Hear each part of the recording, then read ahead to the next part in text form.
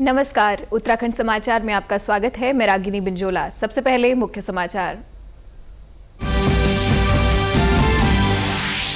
रक्षा मंत्री राजनाथ सिंह ने CDS, DRDO chief और तीनों सेनाध्यक्षों के साथ की बैठक। पाकिस्तान के साथ सीमा पर चल रहे तनाव के बीच काफी महत्वपूर्ण मानी जा रही है बैठक।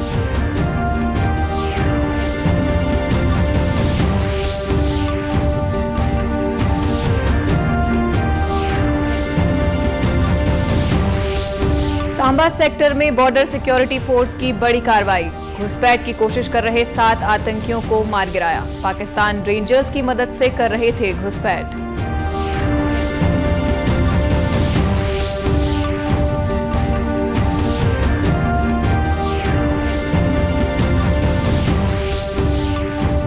और देश भर में अस्थायी तौर पर बंद किए गए 24 हवाई अड्डे। उत्तर, मध्य और पश्चिम क्षेत्र में स्थित कई हवाई अड्डे फिलहाल बंद हैं।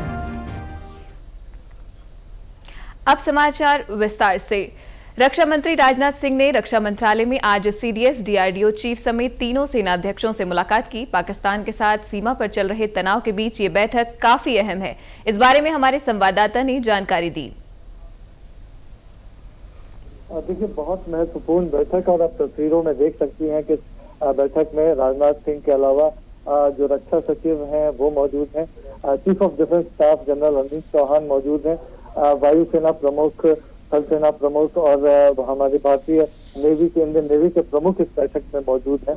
और माना ये जा रहा है कि कॉम्प्रिहेंसिव रिव्यू हुआ है पूरे सिचुएशन का। जो भारत ने कार्रवाई की थी ऑपरेशन सिंदूर की कुछ अंजाम दिया था और जिस तरह से हमने सफलतापूर्वक पाकिस्तान स्थित 9 आतंकी ठिकानों को नेस्तनाबूद किया था। हमने देखा कि बाद में किस तरह से पाकिस्तान से आतंकियों के जनाजे की वो तमाम तस्वीरें आई और भारत ने साफ कर दिया था कि एक कैलकुलेटेड, एक मेजर्ड, एक नॉन एस्केलेटरी कार्रवाई की गई है। लेकिन उसके बाद पाकिस्तान की तरफ से, पाकिस्तानी सेना की तरफ से जो दुस्साहस की कार्रवाई की गई, हमने देखा कि कल रात किस तरह से भारत के एयर डिफेंस सिस्टम ने उसको भी सफलतापूर्वक न्यूट्रलाइज किया। हमास के स्टाइल में आईएसआई, पाकिस्तानी सेना, पाकिस्तानी रेंजर्स मिलकर ये जो कार्रवाई कर रहे थे, एक होलिस्टिक रिव्यू, एक कॉम्प्रिहेंसिव रिव्यू पूरे सिचुएशन का। और हम जानते हैं कि प्रधानमंत्री के निर्देश पर इस वक्त न सिर्फ सेनाओं की प्रोफेशनल कैपेबिलिटी में भरोसा जताया गया है, बल्कि खुली छूट उनको मिली हुई है कि भारत की सुरक्षा के लिए, भारत के नागरिकों की सुरक्षा के लिए वो जो भी कार्रवाई करना चाहते हैं वो कर सकते हैं। तो अभी जो पाकिस्तान की तरफ से लगातार जो दुस्साहस किया जा रहा है, भारत को उकसाने की जो कोशिश की जा रही है, तो उसका एक जवाब कैसे दिया जा सकता है, कैसे दिया जा रहा है। तो मुझे लगता है कि रक्षा मंत्री राजनाथ सिंह उन्होंने पूरा इस तरह का सिचुएशन का रिव्यू किया है। और देखिए, ये कोई छिपी हुई बात नहीं रहती है।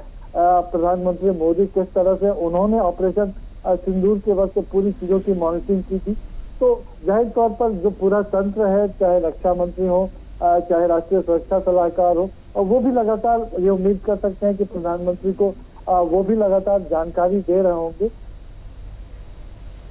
वहीं बॉर्डर सिक्योरिटी फोर्स ने सांबा सेक्टर में बड़ी कार्रवाई की है। बीएसएफ ने घुसपैठ की कोशिश कर रहे 7 आतंकियों को मार गिराया है। 8 और 9 मई की मध्यरात्रि में बीएसएफ ने ये कार्रवाई की है। बीएसएफ की इस कार्रवाई में पाकिस्तान की ढांडर पोस्ट को भी भारी नुकसान पहुंचाया है। बताया जा रहा है कि आतंकियों का एक बड़ा ग्रुप पाकिस्तान रेंजर्स की मदद से घुसपैठ की कोशिश कर रहा था। उन्होंने फायरिंग शुरू की, जिसकी आड़ में वो आतंकियों की घुसपैठ कराना चाहते थे, लेकिन बीएसएफ ने इस कोशिश को नाकाम कर दिया।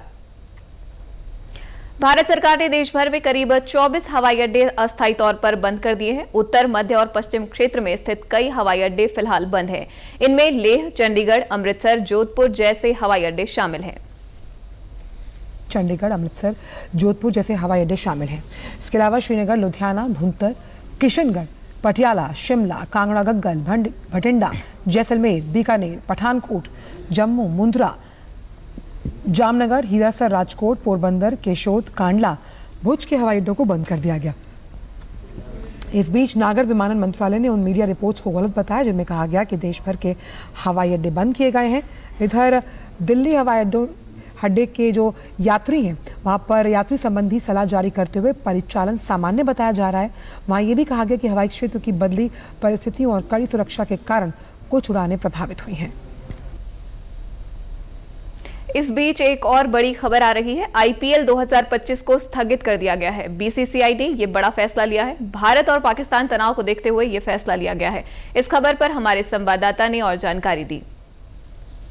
जी देखिए, जो मैं आपको अभी बता सकता हूँ, जो अनऑफिशियली हम लोगों को हमारे सोर्सेस ने बताई है, बीसीसीआई के टॉप जो है और आईपीएल के जो टॉप ऑफिशियल्स हैं, उन्होंने हमें बताया है कि इस वक्त आईपीएल को स्थगित किया जा रहा है, सस्पेंड किया जा रहा है। सस्पेंड का मतलब ये नहीं कि उसको बंद किया जा रहा है। अभी जो समय है, ये जो स्थिति है और देश में जो इस टाइम पे जो स्थिति है, उसको देखते हुए ये निर्णय लिया गया है। और आपको पता होगा कि इससे पहले जो थर्सडे मतलब बृहस्पतिवार को जो मैच था पंजाब का और दिल्ली कैपिटल्स का, जो धर्मशाला में खेला जाता है हिमाचल प्रदेश क्रिकेट एसोसिएशन, उसको कैंसिल करना पड़ा 10 ओवर के बाद, 10.1 ओवर के बाद पहला हाफ जो था। उसके बाद रेड अलर्ट वहाँ पे शुरू हो गया था। और आपको पता है जिस तरीके से वहाँ पे पूरे की पूरी जगह को और आसपास के इलाके, पूरा जो सेक्टर है वहाँ पे एयर रेड्स हो रहे थे, तो इसी वजह से उस जगह को, उस मैच को कैंसिल करना पड़ा था। और उसके बाद बीसीसीआई ने ये बड़ा निर्णय लिया कि ये जो इस समय जो तनावपूर्ण स्थिति है, उसको देखते हुए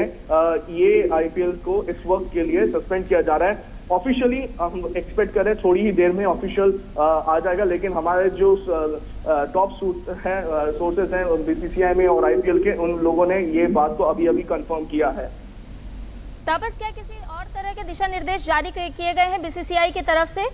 जी, अभी इस वक्त कोई भी ऐसा दिशा निर्देश नहीं आया है। सिर्फ मुझे ये बताया गया है कि आईपीएल को इस वक्त सस्पेंड किया जा रहा है। और जैसे मैंने कहा, इससे पहले जो मैच था बृहस्पतिवार को, जो मैच था जो 10 ओवर पहला हाफ, जो 10 ओवर होने के बाद दिल्ली कैपिटल्स का और पंजाब किंग्स का जो मैच था, उसको जब रोका गया, तो उसके बाद ये देखा गया कि पूरा का पूरा जो पूरा सेक्टर है, इस जगह पे जितने मैचेस हैं, उन पे ये तनावपूर्ण स्थिति बन सकती है। और सबसे अहम है कि जो लोग वहाँ पे मैच देखने जा रहे हैं और भारी संख्या में लोग जाते हैं। आप सोचिए, आईपीएल सबसे बड़ा एक मनी स्पिनर है और सबसे ज्यादा लोकप्रिय है पूरे विश्व क्रिकेट की बात करें तो विश्व क्रिकेट में सबसे ज्यादा लोकप्रिय जो लीग है, उसमें से आईपीएल एक माना जाता है, सबसे टॉप में आता है। तो अगर इतने भारी मात्रा में लोग आते हैं, उनको वहां से निकालना अगर एक साथ एक बारी में, तो वो मुश्किल हो सकता है। और इन्हीं हालातों को देखते हुए ये इस वक्त ये दिशा निर्देश दिए जा रहे हैं।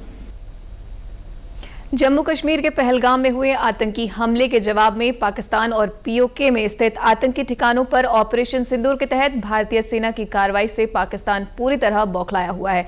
उसने भारत पर ड्रोन और मिसाइल से हमले की कोशिश की, जिन्हें भारतीय सुरक्षा प्रणाली ने पूरी तरह नाकाम कर दिया। अब पाकिस्तान की ओर से अफवाहों का दौर चलाया जा रहा है, लेकिन उसके फर्जी दावों की भारत लगातार पोल खोल रहा है। पाकिस्तान ने गुजरात के हजीरा पोर्ट पर हमले का दावा किया, लेकिन उसके इस दावे की तत्काल पोल खुल गई। भारत सरकार के पत्र सूचना कार्यालय पीआईबी के फैक्ट चेक में इस बात की पुष्टि हुई है कि ये वीडियो फेक और दूसरी जगह का है। पीआईबी ने जानकारी साझा करते हुए बताया कि ये वीडियो सोशल मीडिया पर इस दावे के साथ वायरल हो रहा है कि गुजरात के हजीरा पोर्ट पर हमला हुआ है, लेकिन इस से जुड़ा हुआ वीडियो ये नहीं है। ये वीडियो तेल टैंकर विस्फोट को दर्शा रहा है और 7 जुलाई 2021 का है।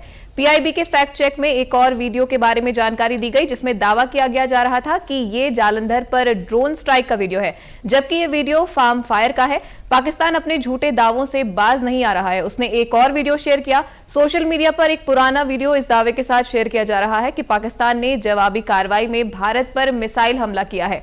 पीआईबी फैक्ट चेक में यह सामने आया कि शेयर किया जा रहा वीडियो साल 2020 में लेबनान के बेरूत में हुए विस्फोटक हमले का है। पीआईबी ने लोगों से अपील की है कि वे पाकिस्तानी हैंडल से फैलाए जा रहे प्रचार में न फंसे, ऐसे वीडियो को शेयर न करें और केवल आधिकारिक जानकारी पर ही भरोसा करें।